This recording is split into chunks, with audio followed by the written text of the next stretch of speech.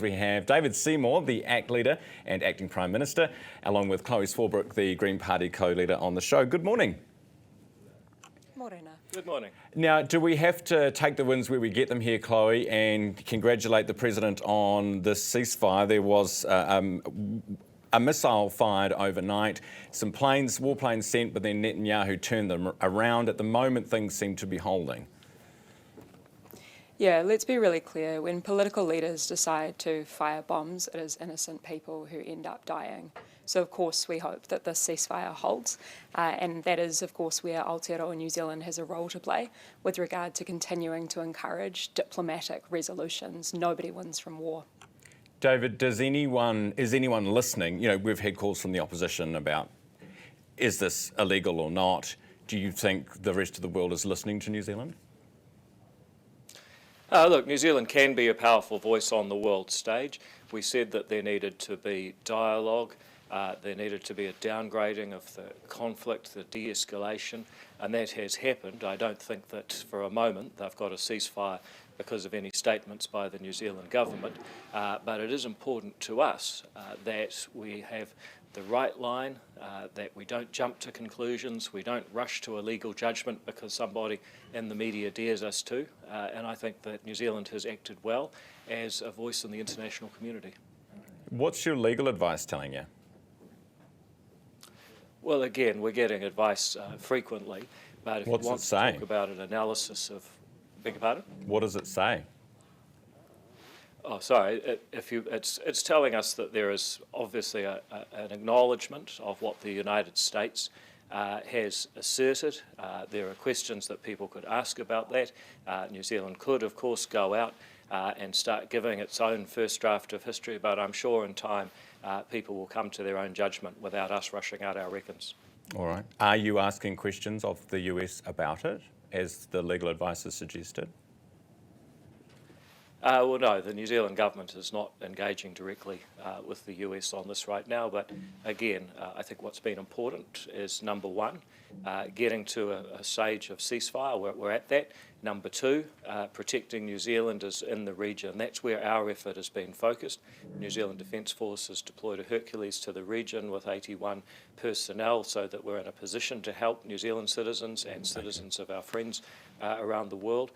Those have been our priorities. I know that there are people who wish that the New Zealand government would go and try and insert to the Americans or any other country involved in the conflict the rights and wrongs of it, but we've been focused on looking after New Zealand citizens, which is the role of the New Zealand government. Chlöe, I've been watching you in the House over the last couple of days talking about the government's co-investment into these gas fields that are coming, the fund that's been announced, the contingency that's been announced by the government, and you're saying you've got legal advice saying it's a breach of our agreement on climate change, trade and sustainability, which is basically a deal that we signed with Costa Rica and Iceland and a bunch of others. And the government says, look, it's not a subsidy in the way that you're defining it. Can you explain this for us? Yeah, absolutely, Ryan. So just for some background for your viewers, in November of last year, the Honourable Todd McClay, our Trade Minister, sent out a beehive press release championing the fact that we had signed this agreement on climate change, trade and sustainability, which removes kind of trade barriers for a number of our domestic products, the likes of our wool and otherwise, in order for the quid pro quo of us meeting certain climate change arrangements, and that includes not providing any subsidies to the fossil fuel sector. Now, there is an explicit outlining of what a subsidy looks like in this specific instance, and an equity stake the likes of which the government has decided to take in the May budget, with that $200 million handout to the fossil fuel sector to put a new lifeline into new oil wells, which its own advice says will come online as early as 2034, that is signing us up to new fossil fuel production into the next few decades.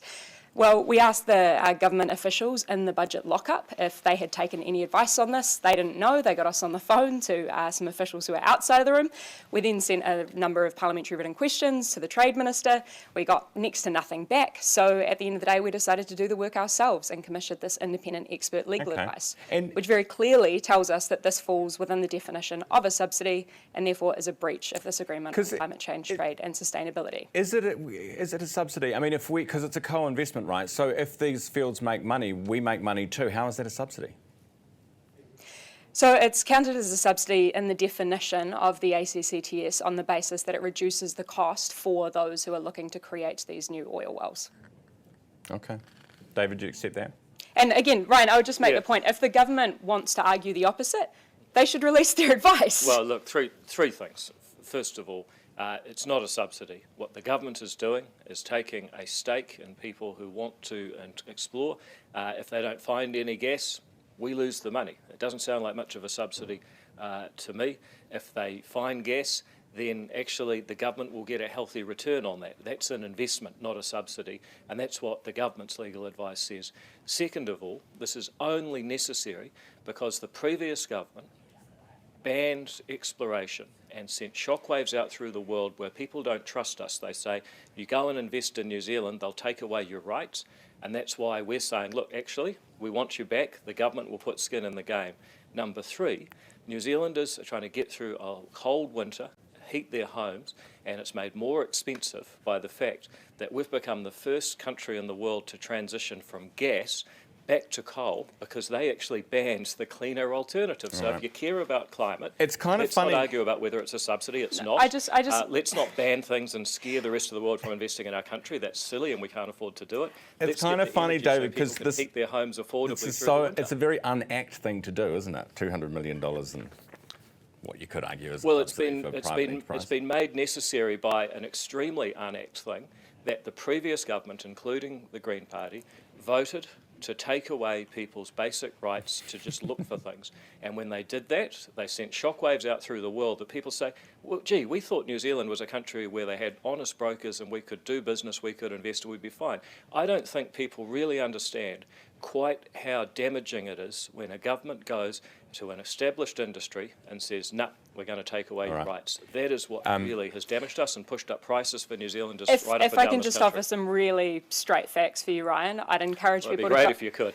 Okay, if I can finish. I'd encourage people to go and look at the reality of coal imports where they actually reached historic lows in the final few years of the former government. Secondly, the new oil wells that the government is investing in and subsidising are going to come online the most early in 2034. That's in about 10 years' time. This is not a short-term measure. This ties our hands into the future for fossil fuel production. Genesis is stockpiling millions of tonnes of coal. That's a fact. That is true. That is true to Power Huntley.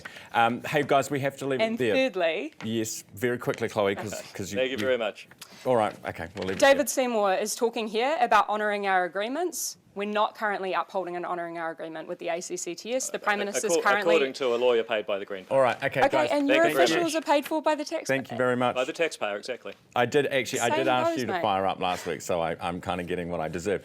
Also, I do want to point out that while David may have had more voice time, Chloe's eye rolls got quite a lot of action during that segment. Thanks so much for being with me, team. I'd like some more rational arguments next time. Thanks, mate. Well, we all would. Chloe Swarbrick and David Seymour. Still going.